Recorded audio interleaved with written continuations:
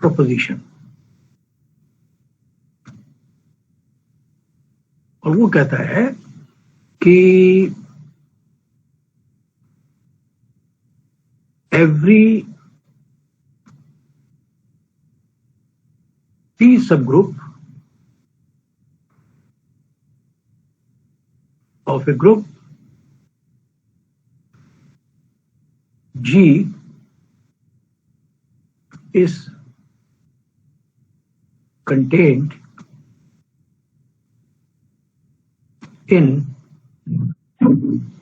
yes, अभी करते हैं, सबको दोनों चीज देखना है ना, लोग आ भी रहे हैं, मैक्सिमाइज कर देंगे तो फिर हमको बार बार, अभी कर देते हैं थोड़ी देर में, थोड़ा पेशेंस रखिए, 5 मिनट और लोगों को आने दें। सिलो पी मैक्सिमाइज कर देंगे तो हमको फिर दिखाई नहीं पड़ेगा कौन आना चाह रहा है, राइट, बस थोड़ी देर की बात है,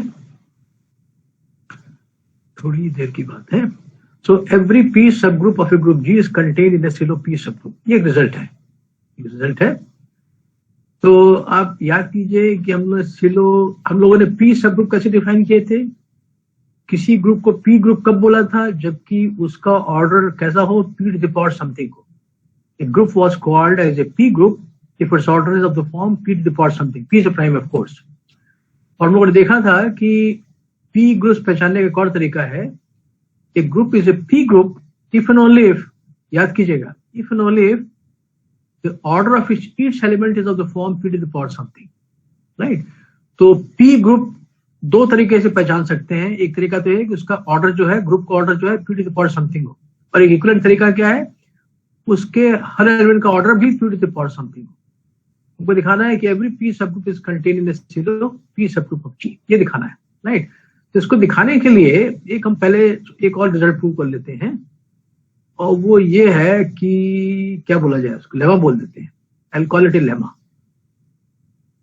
लेकिन किसी किसी जगह पे आपको ये भी एक रिजल्ट के फॉर्म में होगा, लेकिन फर्क नहीं पड़ता। लेमा ये कहता है कि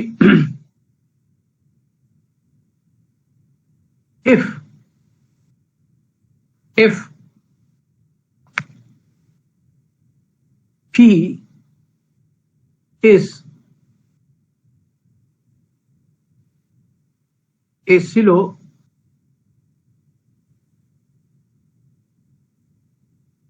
P subgroup of G, अब पूरा कर देते हैं, if this is a silo P subgroup of G and some x belongs to the normalizer of P with the order of x being of the form p to the power I, then ये comma है, then x belongs to np। इसे यूं समझिए कि कोई भी group दिया हो, P सब ग्रुप दिया हो, उसका नॉर्मलाइजर उससे बड़ा होता है, क्योंकि नॉर्मलाइजर क्या होता है, लार्जेस्ट सब ग्रुप ऑफ G जिसके अंदर P नॉर्मल हो, तो NP हमेशा P से बड़ा है। ये क्या कहता है कि अगर P जो है सिलो P सब ग्रुप है, तो आई एम सॉरी, हमने ये गलत लिख दिया है, तो एक चीज गलत लिख दी है इसमें, ये गलत लिख दिया है हमने, ये गलत लिख दिया है, इसको दोबारा लिख देंगे। And if this belongs to P with somebody wants to join, इसीलिए छोटा कर रखा था, ओके आइए।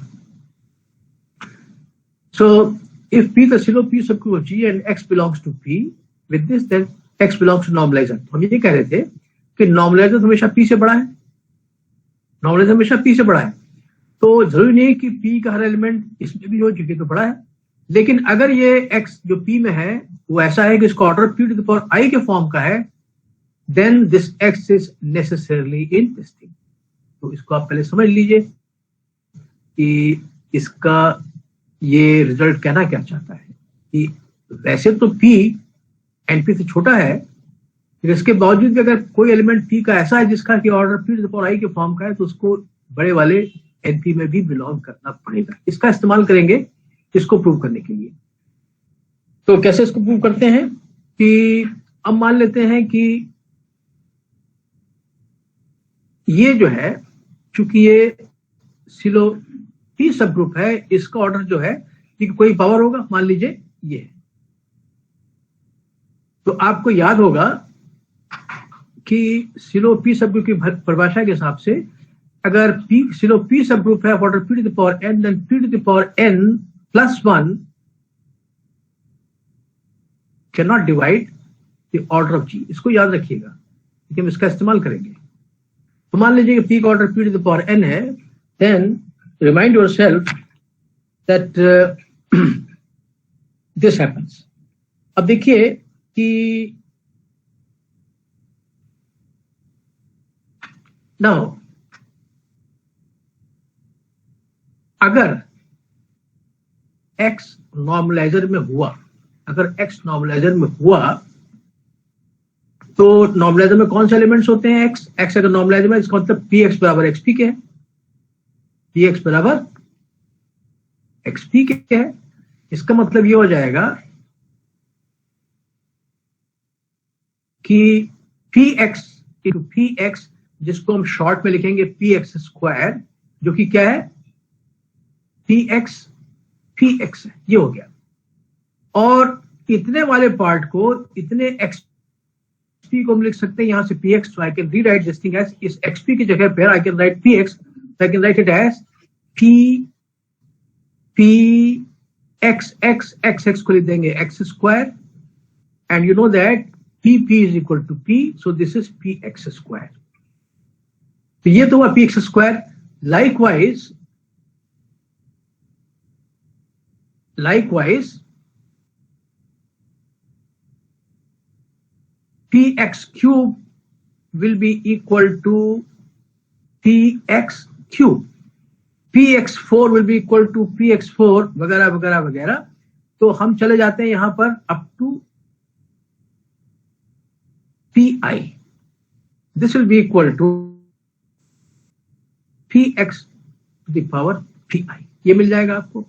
लेकिन ये दिया हुआ है कि इसका ऑर्डर जो है pi है, इसका मतलब है x to the power pi is equal to identity, right? So this is equal to pe, which is equal to p। और क्यों हम यहां लिख देते हैं, क्योंकि हमको दिया हुआ है कि इसका जो ऑर्डर है that is equal to p to the power i, इस वजह से ऐसा होगा। इसको बड़ा कर लेते हैं। this will happen, right? This will happen, so this thing is equal to this thing is equal to this thing is equal to p, this thing is equal to p। तो इसका मतलब क्या हो जाएगा कि आपको मालूम है कि किसी एलिमेंट, ये p क्या है, remember now consider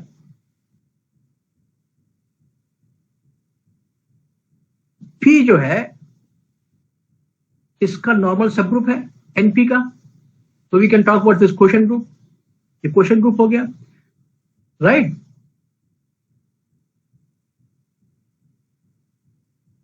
whose one element is, इसके एलिमेंट्स क्या है? इसके एलिमेंट्स है राइट कोसेट्स या लेफ्ट कोसेट्स। इसका एलिमेंट ये भी हो जाएगा whose one element, and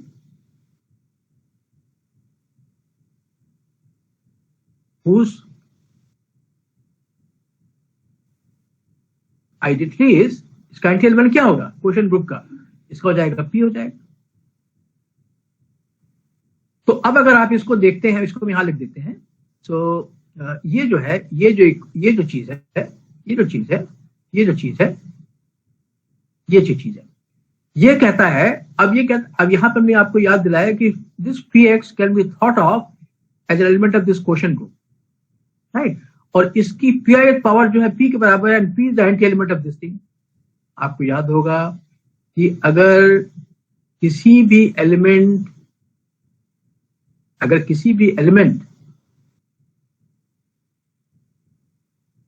का ऑर्डर मान लीजिए n है, और अगर x to the power m बराबर e के है, then n divides m, because order क्या होता है? Order of an element is the least positive integer से n, so that x to the power n is equal to this thing. और result क्या होता है? अगर x to the power n, sorry, अगर n ऑर्डर है x का, और अगर x to the power m भी बराबर e के है, देन n डिवाइड्स m. तो यहां पर क्या है कि ये जो एलिमेंट है इसकी p ith पावर बराबर p बिट का एंटी एलिमेंट है. तो अगर therefore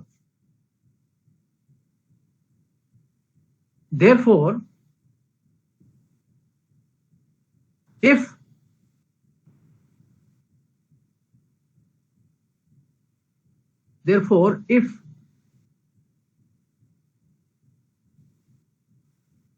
we suppose that the order of px, यहां पर हम px को मान रहे हैं as an element of this group. If the order of this thing is equal to something, that something जो भी आएगा, अगर इसका ऑर्डर कुछ भी आएगा, तो that something should divide p to the power i. लेकिन मैं आपको याद दिलाया कि अगर किसी एलिमेंट का x का ऑर्डर n है, तो अगर x to the power m भी e के बराबर, then n must divide m. तो अगर इसका ऑर्डर हम कुछ मान लेते हैं, तो जो भी वो आएगा, कुछ भी लिखें आपको, तो वो ऑर्डर जो है, जो भी आएगा संख्या, उसको p to the power i को डिवाइड करना पड़ेगा. और p to the power i के डिवाइजर्स क्या हो सकते हैं? p तो प्राइम है, तो p to the power i के डिवाइजर्स क्या हो सकते हैं? केवल इसी शक्ल के हो सकते हैं, p to the power something, that something is less than equal to I. So if p to the power, if px is equal to pj, p to the power j,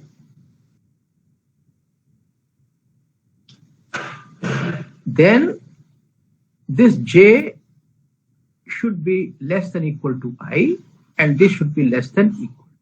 This is less than equal to I, and j should be greater than equal to 0. ये बात समझ लीजिए आप. फिर समझ लीजिए कि हम केवल इस चीज का इस्तेमाल कर रहे हैं कि अगर किसी एलिमेंट x का ऑर्डर n और फिर x to the power m भी बराबर अगर e के है, then n must divide m. तो वही उस चीज का इस्तेमाल कर रहे हैं. यहां पर वही चीज तो हो रही है. अगर इसका order p to the power j है और ps की ये वाली पावर pi भी अगर ये int के बराबर है, क्योंकि p तो एंटी एलिमेंट है np by p का, तो इसका मतलब कि ये जो pj जो है, जो pj है, that will divide p to the power i. अगर pj p to the power i को डिवाइड करता है, तो इसका तभी संभव है जबकि j is less than equal to i and j is of course greater than equal to 0. Now you see, now if j is greater than 0, अगर j 0 से बड़ा हो गया, अगर j 0 से बड़ा हो गया, तब क्या होगा?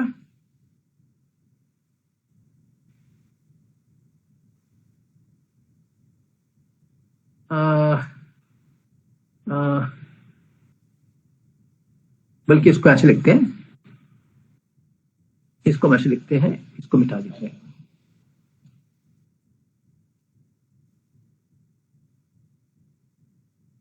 Okay. Now suppose j is greater than 0. Consider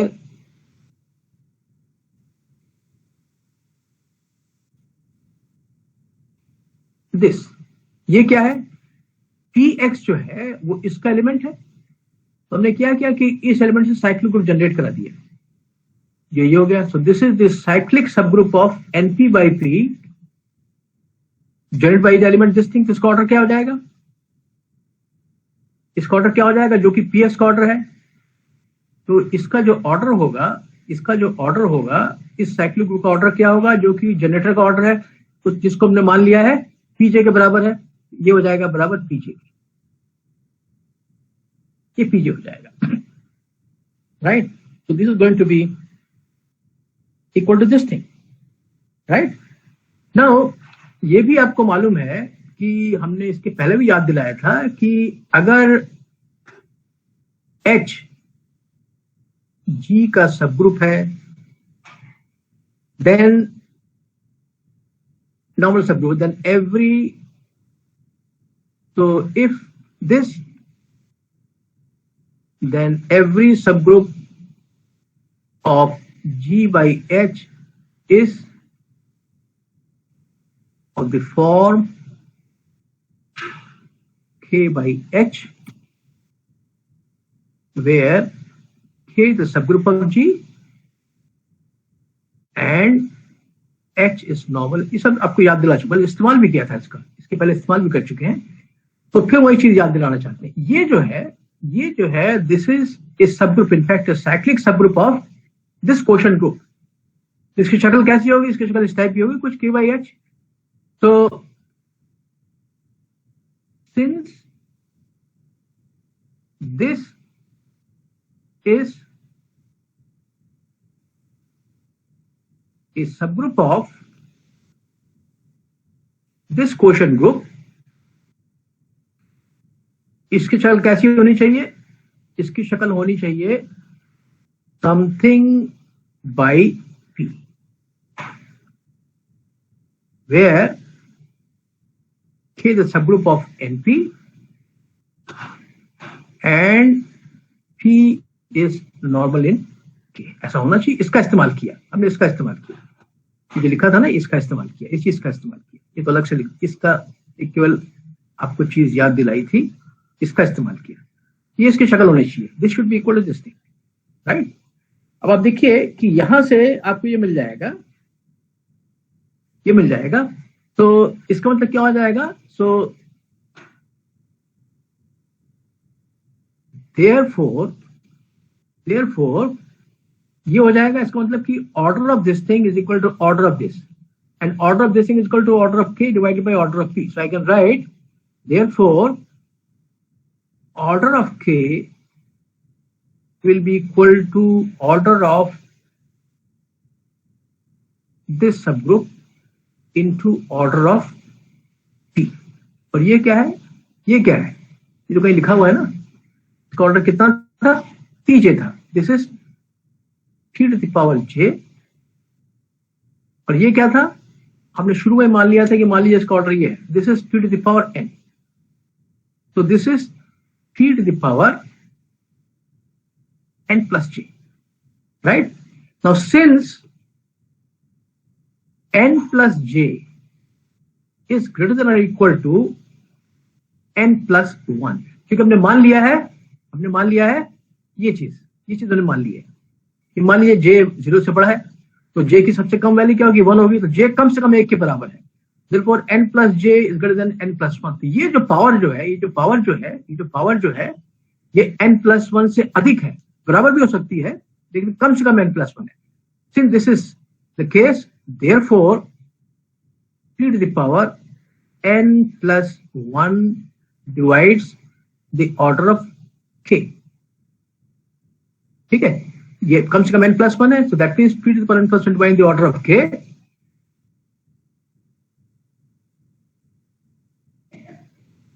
whereby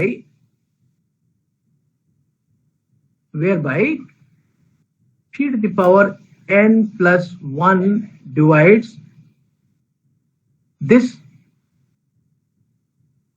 also। क्यों? इसलिए कि बाय लैग्रांजियस थ्योरम हर सब ग्रुप के ऑर्डर को उस ग्रुप के ऑर्डर को डिवाइड करना है, तो जब ये डिवाइड कर रहा है K के ऑर्डर को और K का ऑर्डर G का ऑर्डर को डिवाइड कर रहा है, तो Pn plus 1 इसको भी डिवाइड करेगा, राइट। तो ये जो लिखा हुआ है which is impossible। क्यों इम्पॉसिबल है? ये भी कहीं लिखा होगा पहले से, क्योंकि हमने मान लिया था कि सिलो P subgroup order P to the power N, therefore P to the power N plus 1 already we knew does not divide this thing। आपको ये आ रहा है, यहाँ पे आ जाएगा कि ये इसको डिवाइड कर रहा है, तो संभव नहीं है। तो ये शुरुआत कहां से हुई? इसकी जड़ कहां पर थी? यहां तक हम क्यों पहुंचे? हमने मान लिया था कि मान लीजिए कि J 0 से बड़ा है, तो इसका मतलब क्या हो जाएगा? इसका मतलब hence हेंस जे 0 से बड़ा नहीं हो सकता है, तो बचा क्या आपके पास? एक ही संभावना बची कि जे बराबर 0 हो जाएगा। अब बस आप ऑलमोस्ट पहुंच गए हैं। अगर जे बराबर 0 के हो गया, अगर जे बराबर 0 के हो गया तो p टू द पावर 0 तो 1 के बराबर हो जाएगा, right? but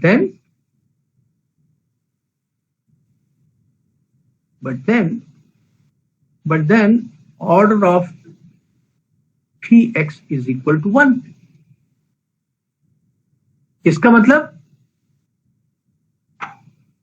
think of this px as an element of this group. तो किसी ग्रुप में वन ऑर्डर कौन सा एलिमेंट होता है? केवल उसका एंटी एलिमेंट। तो चूंकि इसका ऑर्डर 1 है, इसका मतलब px should be equal to the anti element of this thing. इसका एंटी एलिमेंट क्या है? p है, राइट? तो हम लिख सकते हैं देयरफॉर px बराबर p। और px बराबर कब होगा? जब x बिलोंगिंग टू p हो। ठीक है, बस यही आपको प्रूव करना था। यही आपको चाहिए था कि हमारा x जो है जिसको बिलोंग करता है। तो this proves this fact that if p the pseudo p subgroup and if x belongs to p with order p to the power I, then x will have to belong to the bigger group np also. इसका इस्तेमाल करेंगे इस पे, right? तो इसको आप screenshot लीजिए तो हम नेक्स्ट पेज पे चलें। नेक्स्ट पेज पे? Yes sir. Okay, thank you. So I again, तो हम क्या प्रूव कर रहे थे? हम ये प्रूव कर रहे थे, प्रोपोजिशन क्या थी हमारी? That every p subgroup of G is contained silo p subgroup and proof। अब चूंकि रिजल्ट प्रूव कर चुके हैं तो थोड़ा कम समय जगह में ही वो प्रूफ हो जाएगा। तो मान लीजिए लेट ऑल सिलो पी सब ग्रुप्स और जी। आपको याद दिला दें, हमारे पास एक सेकंड थ्योरम थी सिलो साहब की, जो कहती थी any two silo p subgroups are going to be, क्या नाम था उसका? conjugate to each other। ठीक है, तो चूंकि हमने मान लिया है, okay, so let S be the collection of all silo p subgroups this thing। अब हम ये करते हैं कि we define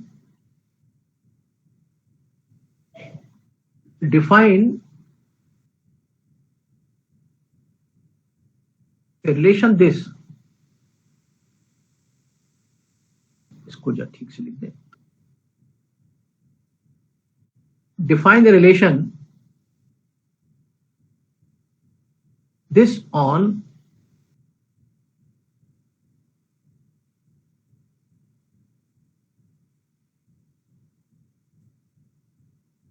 for two elements PQ। ये क्या है? सिलो P subgroups। Declare that P is related to Q if Q is equal to X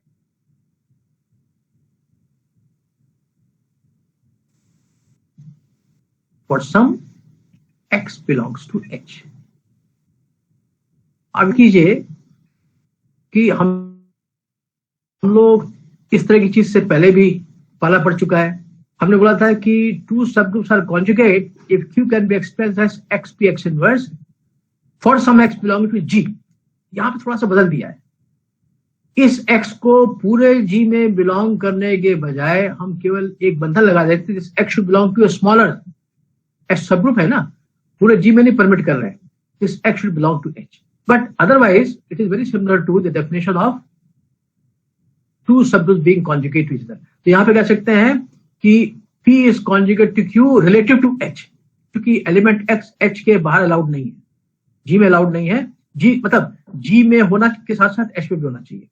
तो हम चाहें तो बोल सकते हैं this is defining what can be called as P being conjugate to Q with respect to H. यहाँ चीज ये फर्क आ गया, वहां लिखा था G, तो जैसे वहां किया था हम इसको करेंगे नहीं, क्योंकि जैसे पहले किया था एग्जैक्टली वैसे ही. You can verify that this is an equivalence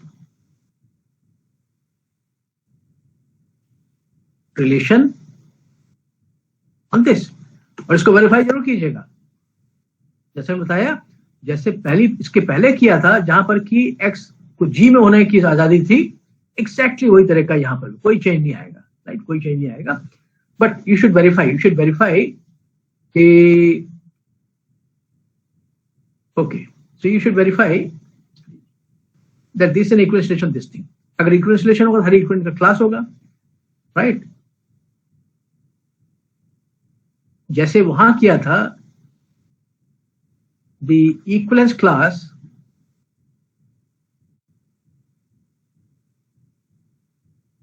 of any member of this is denoted as, आप याद कीजिए वहां कैसे डिनोट किया था, वहां डिनोट किया गया था इसको CLP से. लेकिन चूंकि हमने यहां पर x को G में नहीं जाने दिया है, केवल h तक ही सीमित रखा है, तो यहां पर एक थोड़ा सा चेंज कर देंगे नोटेशन में, नीचे लगा देंगे h. और आप चाहे तो यहाँ वहां पर बोला था CLP को बोला था कॉन्जुगेसी क्लास ऑफ P, यहाँ बोल सकते हैं conjugacy class of P with respect to H, right. बाकी सब कुछ वही चीज है, कोई चेंज नहीं हो रहा. It is just going to be like this thing. तो क्या होगा कि जैसे मान लीजिए कि एक इमेजिनरी पिक्चर हम ड्रॉ करें, मान लीजिए कि ये मान लीजिए हमारा स्क्रिप्ट S है, तो ये एक इक्विवेलेंस क्लास हो गई P की, ठीक है, जो कि हो गई आपकी क्लोजर P H हो गई. एक और इक्विवेलेंस क्लास हो गई किसी और की Q की, मान लीजिए क्लोजर Q H. एक और हो गई मान लीजिए क्लोजर R H वगैरह वगैरह, ऐसी बहुत सारी होंगी. और आपको मालूम है इक्विवेलेंस क्लासेस आर डिसजॉइंट, वो पार्टीशन कर देती है, तो इसका पार्टीशन हो जाएगा, इसका पार्टीशन हो जाएगा. तो इसमें कितने एलिमेंट्स होंगे, जितने इसमें हैं प्लस जितने इसमें हैं प्लस जितने इसमें हैं प्लस जितने इसमें वगैरह वगैरह वगैरह. So you can see that using जो आपको पहले से मालूम है इक्विवेलेंस क्लास और पार्टीशन के बारे में जो रिलेशन है, clearly the number of elements in S is equal to the sum of the number of elements in all distinct conjugacy classes where P belongs to S. हो जाएगा, कोई दिक्कत नहीं. जैसे पहले क्या था वैसे यहां भी हो जाएगा. You'll get this thing. और आप याद कीजिए कि पुराने वाले केस में जबकि H G में बिलोंग कर रहा था, कौन सा हम लोगों ने प्रूव किया था, वो क्या था, वो ये था कि closure of P was equal to G by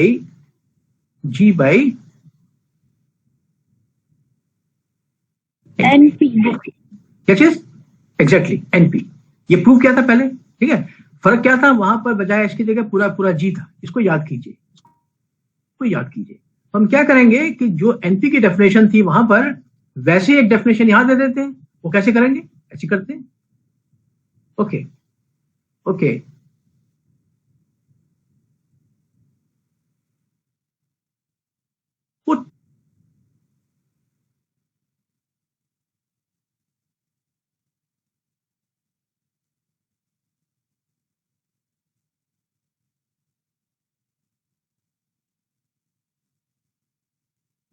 ये जो सेट था हमारा,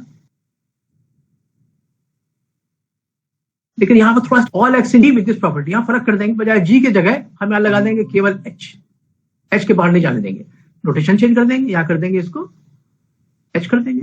हम चाहें तो इसको बोल सकते हैं normaliser of P related to H, आप चाहें तो लिख लें, लेकिन हमको इसके बाद जरूरत पड़ेगी नहीं। सब कुछ वही है, सब कुछ वही है, केवल आपने दायरा जी के बजाय छोटे में कर दिया, एच में कर दिया, उसी हिसाब से रोटेशन ये चेंज कर दिया, उसी हिसाब से रोटेशन ये चेंज कर दिया। बाकी आप देखिएगा कि आर्गुमेंट में कोई रत्ती भर फर्क, इसको ऐसे में लिख सकते थे, वहां भी ऐसे लिखा था हम लोगों ने। This is also can be express x in H such that P is equal to XP X inverse, ऐसे भी लिख सकते थे। फर्क क्या था, वहां G था, यहाँ H हो गया। तो जैसे वहां किया था फिर एक बार लिखेंगे, हम उसको दोबारा दोहराएंगे नहीं। वेरीफाई इज ऑल्सो दैट ये जो फॉर्मूला है यहां भी होल्ड करेगा, ClPH क्या NPH। ऊपर क्या होगा, कौन सा ग्रुप है यहाँ पे, ऑर्डर ऑफ एच। एग्जैक्टली देखिए बिल्कुल सही पकड़ लिया। तो दिस, और ये गलत लिखा था, ये ऑर्डर था, सब जगह ऑर्डर था, सॉरी, ठीक, सब पकड़ लिया, लिखना भूल गए थे। तो this is equal to order of H divide, exactly, बिल्कुल सही बताया आपने। इसको वेरीफाई कर लीजिए, जैसे वहां किया था, कोई अंतर नहीं आएगा। तो order of H divide by order of this thing is going to be equal to this thing, right. इस चीज का इस्तेमाल कीजिएगा। अब वापस आइए, हम करना क्या चाहते थे, हम करना ये चाहते थे कि ये जो H है ये किसी न किसी सिलो पी सब में कंटेंट है। मान लीजिए ऐसा नहीं है, सपोज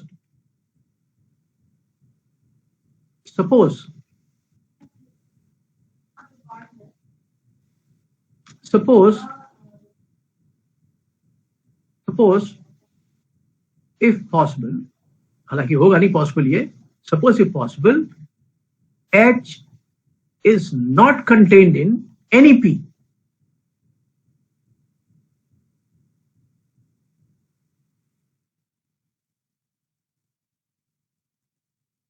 or any groups थे। तो मान लीजिए pen for a given P, since H is not contained in P, there exists some X in H such that ये X जो है P में नहीं है। हमने केवल इस चीज को लिख दिया, क्योंकि H इसमें कंटेंट नहीं है, इसलिए कोई ना कोई एलिमेंट इसके अंदर जो इसके अंदर नहीं है, it's not there. Now you see कि ये जो X है कहां से आ रहा है, यहां से आ रहा है, S से आ रहा है। और ये मत भूलिए कि H आपका P ग्रुप था, राइट। तो इसके अंदर एक चीज छिपी हुई है कि इस X का ऑर्डर क्या हो जाएगा, इसका X का order P to the power something होगा, क्योंकि हर P ग्रुप के एलिमेंट का ऑर्डर किस शक्ल का होता है, P to the power something होता है, ठीक है। तो यहां पर बल्कि हम याद दिला दें,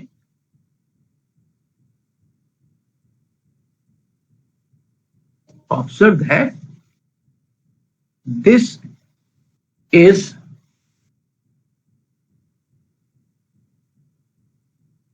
of the form P to the power I for some I, ये याद रखिएगा, ठीक है। तो अब क्या हो जाएगा कि ये एक एलिमेंट है X जिसका order P to the power I का फॉर्म का है, इसको बिलोंग नहीं करना है, इसको बिलोंग नहीं कर रहा है with X not in P, with X not in P. So I can write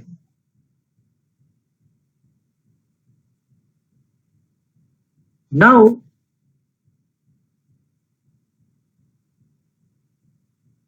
in view of the previous result, जिसको शायद हमने लेमा बोला था, वो क्या कहता था कि अगर X को एलिमेंट है जिसका की ऑर्डर इस शक्ल का है, अगर वो NP में है तो P में भी होना पड़ेगा, लेकिन ये P में नहीं है। इसका मतलब कि ये X जो है ये आपका NP में नहीं हो सकता। अगर होता तो पुराने रिजल्ट के मुताबिक इस x को p में भी होना चाहिए था, लेकिन x तो p में नहीं है, इसका मतलब x can not be in NP, right. यहां नोट कीजिए हमने लेमा का इस्तेमाल किया, राइट। तो चूंकि x का ऑर्डर इस शक्ल का है और चूंकि x पहले से मालूम है इसमें नहीं है, तो x can not belong to this thing, right. क्योंकि अगर तो this does not belong to this thing, right, this not belong to. इसका मतलब क्या हो जाएगा, इसका मतलब क्या हो जाएगा, इसका मतलब ये हो जाएगा, सो px is not equal to xp। np की जगह लिखना चाहिए था हमको nph लिखना चाहिए था, सॉरी आदत वही है। This is not in np, so this px is not equal to xp, right, px is not equal to xp, right, okay, या लिख देते हैं, और p is not equal to xp x inverse।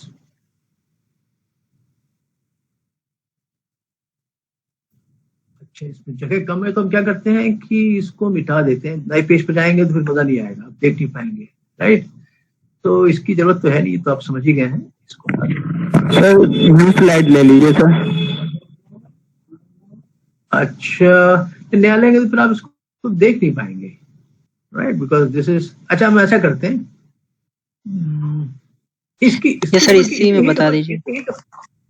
नहीं, इसकी कोई जरूरत आपको नहीं, इसकी जरूरत की है तो आपको वैसी बात, इस तरह की चीज तो बहुत बार कर चुके हैं ना। ये इस रिजल्ट के प्रूफ का पार्ट नहीं था, ये तो हमने केवल आपकी सहूलत के लिए याद दिलाया था, राइट। इसका इस प्रूफ से कुछ लेना है, तो एक एक दो चीज लाइन लिखनी है हमको, हमारा प्रूफ खत्म हो गया है ना। उसके लिए हम नया पेज लिखेंगे तो आप ये सब भूल जाएंगे नए पेज पे, चूंकि ये फिर दिखाई नहीं पड़ेगा। ओके, तो हम यहां तक पहुंच गए कि phi is not equal to xp x inverse। Now you note that, okay, you note that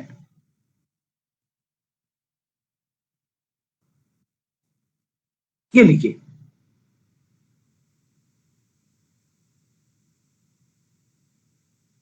और ये लीजिए, क्या लिया था, p belongs to s, तो p तो बिलोंग कर ही रहा है, p बिलोंग कर रहा है इसमें, और इसके अंदर क्या है, सारे सिलो p सब ग्रुप्स हैं। तो हम लोग पहले देख चुके थे कि any two Sylow p subgroups are going to be conjugate to each other, यानी कि अगर ये p इसके बिलोंग कर रहा है तो कॉन्जुगेट भी बिलोंग करती है, कॉन्जुगेट भी तो सिलो p सब ग्रुप होगा, इसका कॉन्जुगेट भी सिलो p सब ग्रुप होगा, और xp x इनवर्स p का कॉन्जुगेट ही है, xp x इनवर्स का कॉन्जुगेट है, इसका मतलब ये करेगा, ये भी बिलोंग करेगा। हमने किस चीज का इस्तेमाल किया कि कॉन्जुगेट, हमने किसी conjugate of a Sylow p subgroup is again a Sylow p subgroup, इसमें सारे सिलो p सब ग्रुप्स हैं, तो p भी होगा ये भी होगा, तो लेकिन p बराबर इसके नहीं है, इसका मतलब ये दो अलग अलग एलिमेंट्स हो गए, दो अलग अलग एलिमेंट्स हो गए।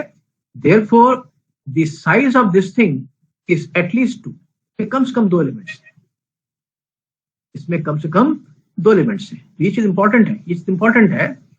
और हम लोगों ने ये भी देखा था, अगर आप याद कीजिएगा कि ये जो पुराना रिजल्ट दिखा था कि this thing is same as the cardinality of the conjugacy class of p, तो ये जो है, ये this is equal to this thing, so this is going to be equal to, ये जो भी संख्या आएगी, ये जो भी संख्या आएगी वो 2 से बड़ी या 2 से बराबर आएगी। So I can conclude from here that,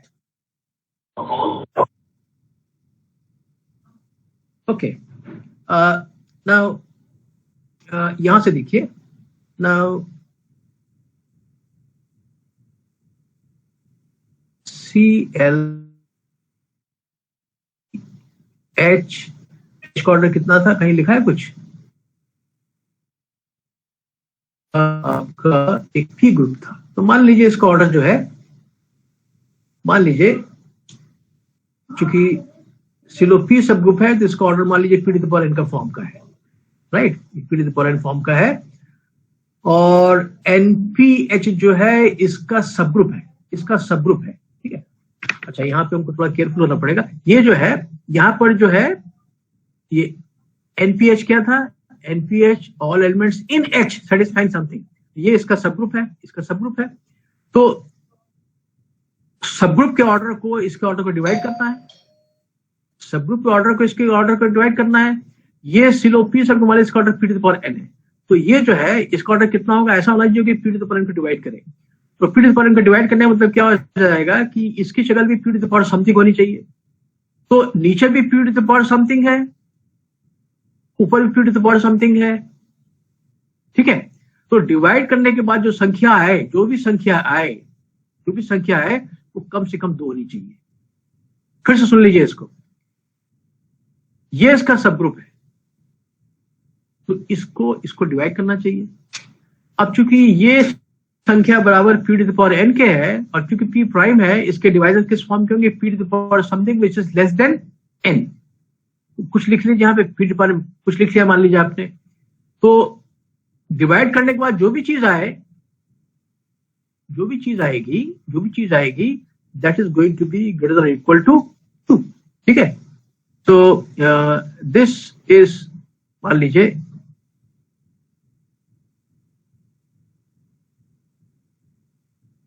where we are assuming that h is equal to p to the power n, NHP is equal to p to the power m with m less than or equal to n, ठीक है। लेकिन m बराबर n के नहीं हो सकता है। m बराबर n के क्यों नहीं हो सकता है, क्योंकि m बराबर n के हो गया तब क्या हो जाएगा, 1 हो जाएगा। लेकिन 1 तो हो नहीं सकता, इसमें कम से कम 2 एलिमेंट हैं, इसमें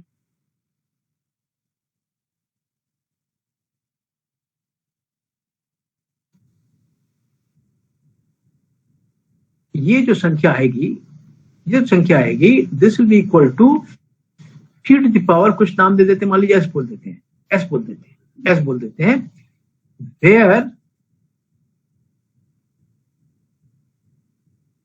s is greater than 0, अच्छा हमको अब मजबूरी में नेक्स्ट पेज पे जाना ही पड़ेगा।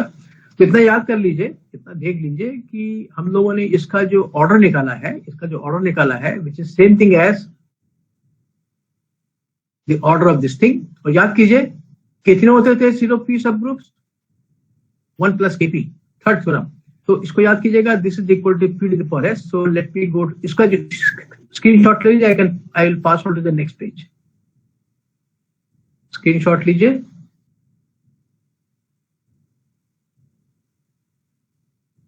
चलें आगे।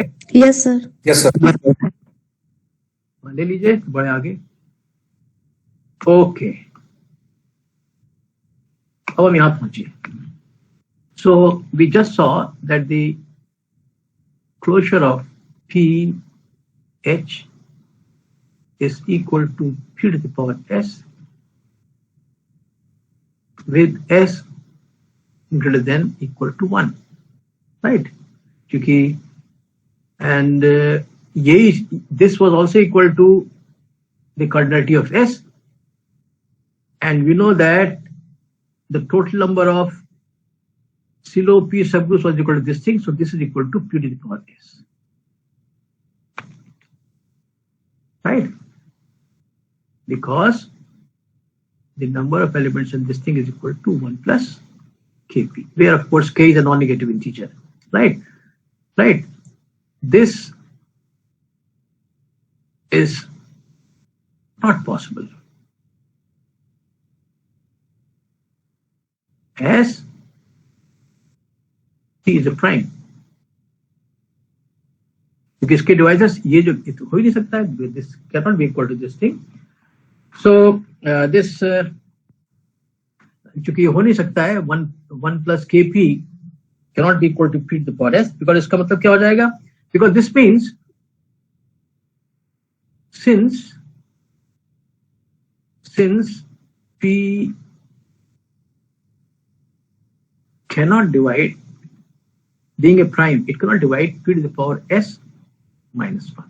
भाई अगर ये हो जाए, इसको लिख सकते हैं kp बराबर ps minus 1, इसका मतलब p डिवाइड दिस थिंग, तो हो नहीं सकता है because p is a prime, तो दिस इज नॉट पॉसिबल। और ये क्यों हो रहा था, ये क्यों हो रहा था? Let me go to the previous page if I can find it. Can I find it? हम कहां पर थे? दिखाई नहीं पड़ा कहां पर थे। कौन सा पेज था बताइए? सर नीचे में बीच वाला, ये वाला? नो सर, ये नो सर, उसकी साइड वाला, ये वाला सर। ये वाला? Yes sir. ये भी नहीं लग रहा। ये तो लेमा हो गया, लगता है वो पेज हट ही गया। ये सर ये वाला। हाँ सर। अच्छा, ये चूंकि सेव नहीं हुआ इसलिए खुल नहीं रहा। I am sorry.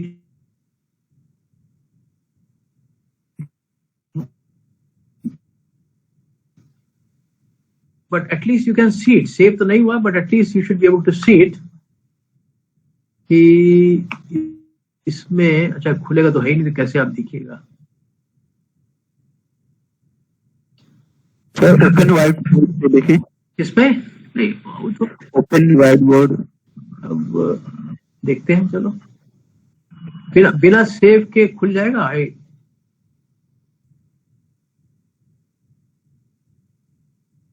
चलिए, कुछ तो हो रहा है।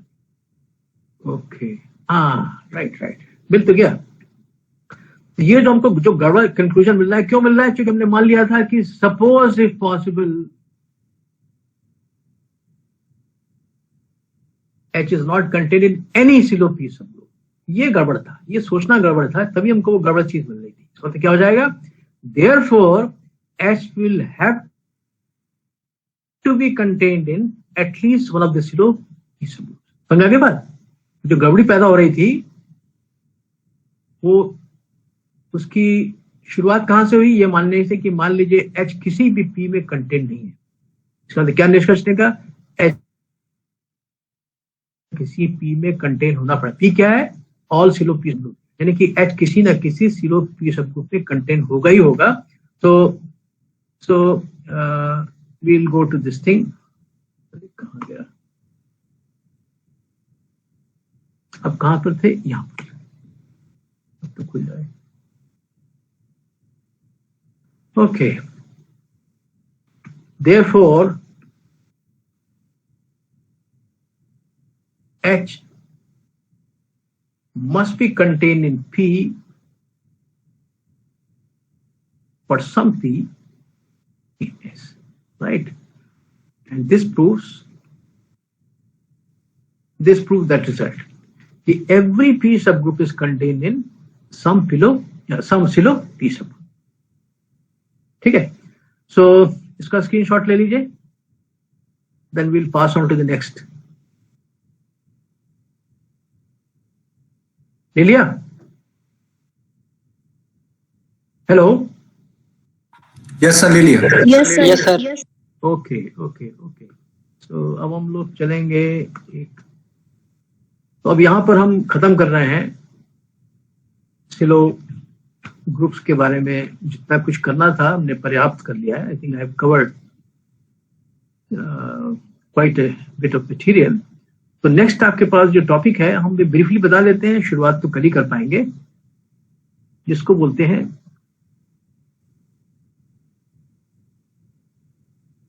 Free groups, right?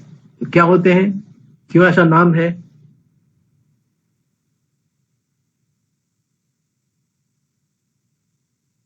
तो दिया गया तुरंत नहीं बता पाएंगे, लेकिन मोटा मोटा इसमें यह है कि ये चीज है कि not every set X forms a group। ये तो आप जानते ही हैं, ठीक है? तो मालूम है, we know that not every set forms a group। क्योंकि ग्रुप के लिए क्या चाहिए? एक बाइनरी ऑपरेशन चाहिए जो कि एसोसिएटिव हो, उसमें एंटी एलिमेंट हो, उसमें इनवर्स हो। तो कोई जब सेट होगा, सेट में तो कोई बाइनरी ऑपरेशन होता नहीं है, राइट? तो फिर एंटी एलिमेंट भागे चीज तो आगे की चीज तो सोचने का अधिकार ही है। हैं कि कोई भी सेट जो है, I can form A set, consider set जिसके एलिमेंट्स क्या है, जहां भी आप बैठे हैं जिस कमरे में, उसकी सारी कुर्सियां, सारी मेज, राइट, सेट तो बन गया, लेकिन ग्रुप बनेगा ये तो कोई गारंटी नहीं, कोई ऑपरेशन नहीं वहां पर। तो not every set is going to form a group, but we shall see that. However,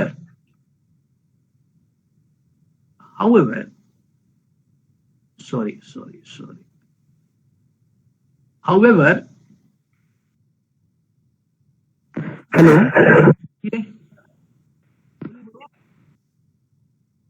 बोलिए। सर, जो जनरेटर होते हैं उसी को फ्री ग्रुप बोलते हैं क्या सर? नहीं बेटा, ऐसा तो नहीं है। जनरेटर बोलने के लिए पहले कोई ग्रुप होना चाहिए, तब उसके एलिमेंट को जनरेटर बोल सकते हैं ना। अगर आप दोबारा रिवाइज कीजिएगा तो जनरेटर्स कब डिफाइन हैं? अगर कोई ग्रुप दिया हो, पहले रिक्वायरमेंट में कोई ग्रुप दिया हो, तब उसके कुछ एलिमेंट को जनरेटर बोलेंगे यदि कोई प्रॉपर्टी सेटिस्फाई करते हो। तो जनरेटर बोलने की अभी तक जो आपने देखा है, जनरेटर आप तभी बोल पाएंगे जबकि पहले से ही कोई ग्रुप दिया हो, लेकिन यहाँ कोई ग्रुप दिया नहीं हुआ, केवल कोई सेट दिया हुआ है। ग्रुप कहीं नामो निशान नहीं है दूर तक, या जनरेटर को काम नहीं, अभी फिलहाल तो नहीं है। However, every set can give rise to a group in a certain, उसको बोलते हैं कि नेचुरल वे। नेचुरल मतलब वो जब आप पढ़िएगा आगे तब समझ आएगा। एक group in a certain natural way called the free group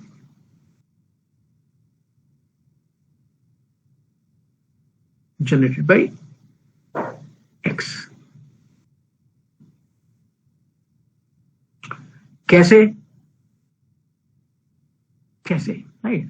तो ये पूरी कहानी इसमें है कि कोई भी सेट दिया हो, कभी कोई जरूरत पड़ती है उस सेट को एज ए ग्रुप ट्रीट करने की, बट मजबूरी ये है कि कोई बेनिफिशियल दिया नहीं हुआ है, राइट? जब बेनिफिशियल नहीं दिया हुआ तो we can not talk about its being associative, ना एंटीएलमेंट की बात कर सकते हैं, नेबर्स की बात कर सकते हैं। तो कैसे केवल सेट दिया हो तो कैसे हम पिक्चर में एक बाइनरी ऑपरेशन ले आए जिससे कि एक्स या एक्स से क्लोजली रिलेटेड सेट जो है ग्रुप फॉर्म कर सके। जब वो ग्रुप बन जाएगा, अभी दिखा नहीं कैसे बनेगा, जब वो ग्रुप बन जाएगा तब आपकी बात आंशिक रूप से सच हो जाएगी कि वो जो ग्रुप बनेगा उस ग्रुप के लिए एक्स वाकई में एज सेट ऑफ जनरेटर्स काम करेगा। लेकिन जब वो ग्रुप बन जाएगा, अभी तो कोई ग्रुप है नहीं, तो हमारी जो पूरी एक्सरसाइज होगी वो क्या होगी, किसी भी स्टार्ट करना और फिर किसी तरह से एक अच्छे तरीके से एक ऐसा ग्रुप बना देना कि उस ग्रुप का एक सबसेट निकल के आ जाएगा, और यही नहीं, ये सबसेट एक्स जो है उस ग्रुप का सेट ऑफ जनरेटर्स भी फॉर्म करेगा इन अ नाइस वे। उसको बोलते हैं फ्रीली जनरेट करेगा। फ्रीली जनरेट का मतलब क्या होता है, इसके लिए आपको नेक्स्ट यानी कल के उसका इंतजार करना पड़ेगा। It can not be done, जो स्वयं बचा उसमें नहीं हो पाएगा। तो हम लोग फ्री पे उसको पढ़ेंगे कि, और जिसमें सारांश ये है कि कोई सेट दिया हो तो बिना किसी ग्रुप दिए हुए, कोई बैकग्राउंड नहीं है, केवल सेट है, ना कोई बाइनरी ऑपरेशन, कुछ नहीं है, फिर भी हम कैसे इस एक्स से शुरुआत करके धीरे धीरे करके एक ग्रुप बना लेंगे और उस ग्रुप का ये एक सबसेट निकल के आ जाएगा और ये उसको जनरेट भी करेगा, फ्रीली जनरेट करेगा। तो कैसे करेंगे, राइट? इसको हम लोग यूज किए हुए क्या बोलिए? तो इसमें कोई ऑपरेशन यूज नहीं होगा क्या? होगा, लेकिन हमको उसको बनाना पड़ेगा। दिया कुछ नहीं है, हमको एक ऑपरेशन बनाना पड़ेगा हमको। तो थोड़ा सा ध्यान रखिए, कल देखिएगा कैसे बनाते हैं उसको, राइट? वो तुरंत समझ में नहीं आएगा। You can not guess it, right? You can not guess it immediately. Most of you can not guess it unless कि आपने पहले से पढ़ा हो, राइट? तो कोई ऑपरेशन दिया नहीं हुआ है, लेकिन हम एक ऑपरेशन को तैयार करेंगे जो कि इसी सेट एक्स पे डिपेंडेंट होगा, राइट? तो फिर उससे वो बताएंगे कि वो ग्रुप बन गया। जब ग्रुप बन गया दिखाएंगे कि एक्स उसका सबसेट हो गया, और ये भी दिखाएंगे कि एक्स जो है सेट ऑफ जनरेटर्स होगा। क्योंकि एक free group free set of generators होगा, जो कि फ्री का मतलब क्या है उसके थोड़ा आपको ध्यान रखना पड़ेगा, राइट। तो कल देखिए।